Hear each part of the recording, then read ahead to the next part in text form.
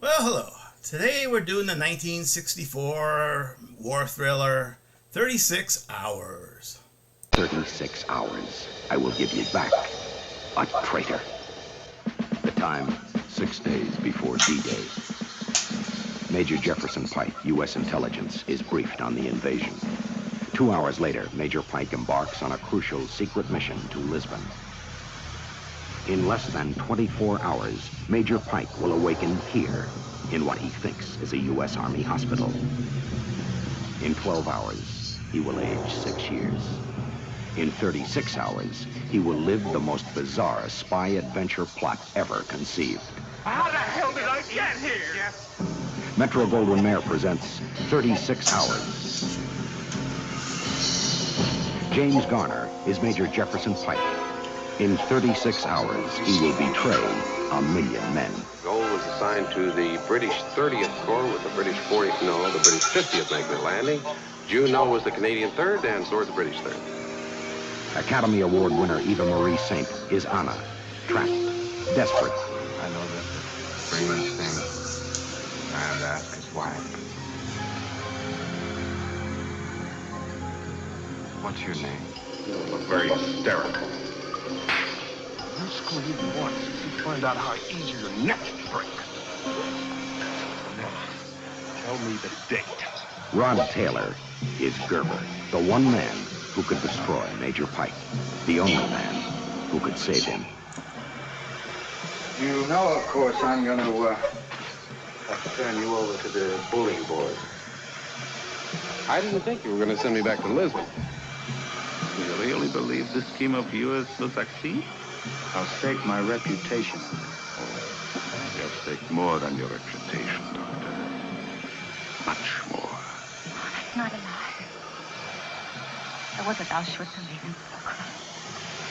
That's why I'm here. That's why I agreed to do it. They're giving you 36 hours. If by the end of that time you don't have the information, then the SS will take I hold. can do it in that time. You don't know what sort of thing he has in mind for me, do you? They all have their favorite techniques. You might start with something they've learned from the Russians. It seems to be in vogue at the moment. Very simple. No sleep. Unless I get 8 hours, I'm just no good the next day.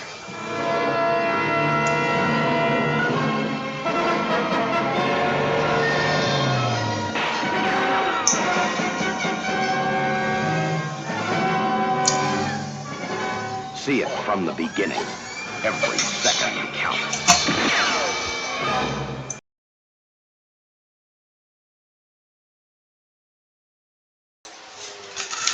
Major Jefferson Pike is an American intelligence officer, one of the few who knows the actual plans for D-Day. On June 1st, 1944, he goes to Lisbon to meet with an asset in the German embassy. Only he is drugged and taken to Germany.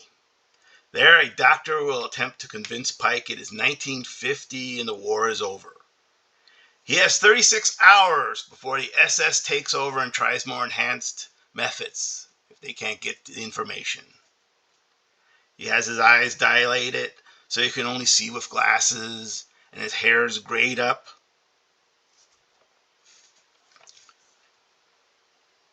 Pike wakes with no memories, but he sees newspapers and radio broadcasts.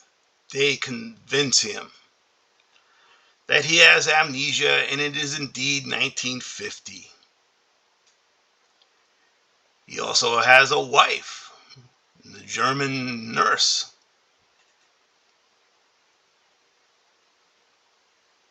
At first, Pike falls for it and lets them know about the invasion that is at Normandy.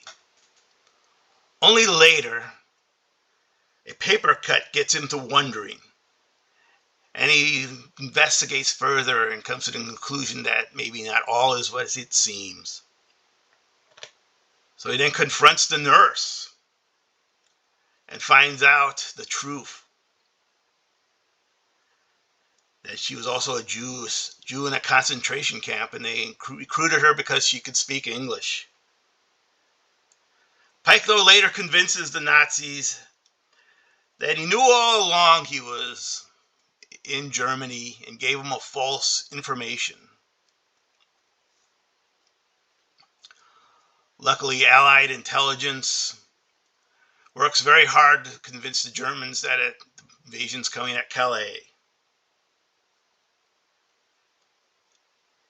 Needless, they eventually escape with the help of the German doctor to the Swiss border and find a very jovial border guard who will let them over for a price. They escape to Switzerland, and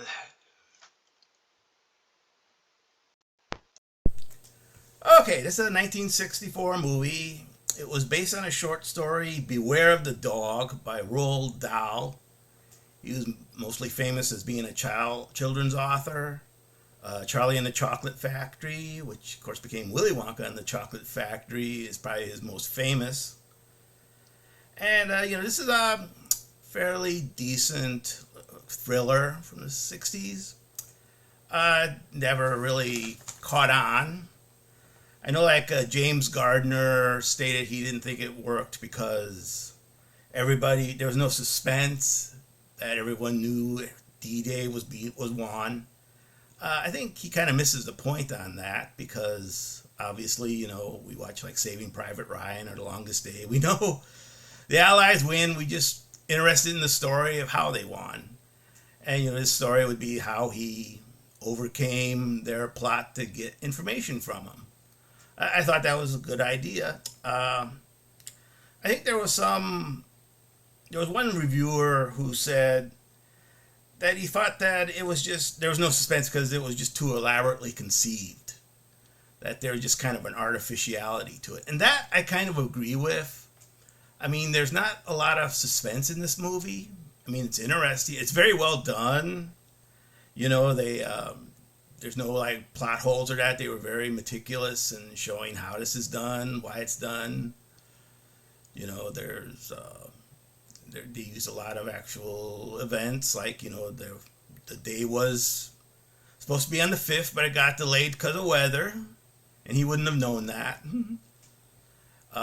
There's also the Germans were definitely convinced, including Hitler, that it was going to happen at Calais and not Normandy. And, the Allied intelligence was working overtime to pump up that illusion that the invasion was coming at Calais. And, it still, it was a good, decent movie. We also get introduced at the end to John Banner, his jovial border guard, kind of a bit comic relief, and it's kind of funny. He based that performance basically as a template for his more famous role as Sergeant Schultz on the Hogan's Heroes. So and I think they remade this movie apparently in 1989 under a title called Breaking Point. It was like a cable TV movie or something. I honestly have no interest in seeing it because I don't think it adds anything new or interesting. So, still it's a decent movie. It interested me. It was well done, well written, well acted. So, thanks for sticking with me this long. If you did, you're a unique individual.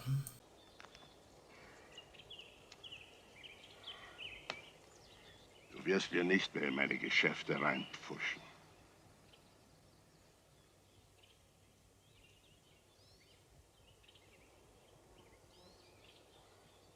Ernst? Ernst? Was ist passiert? Er wollte über die Grenze. Ich habe Halt gerufen, er hat seine Pistole gezogen, da musste ich eben schießen. Ich habe ihn vorbeifahren sehen. Ich habe gedacht, es ist irgendein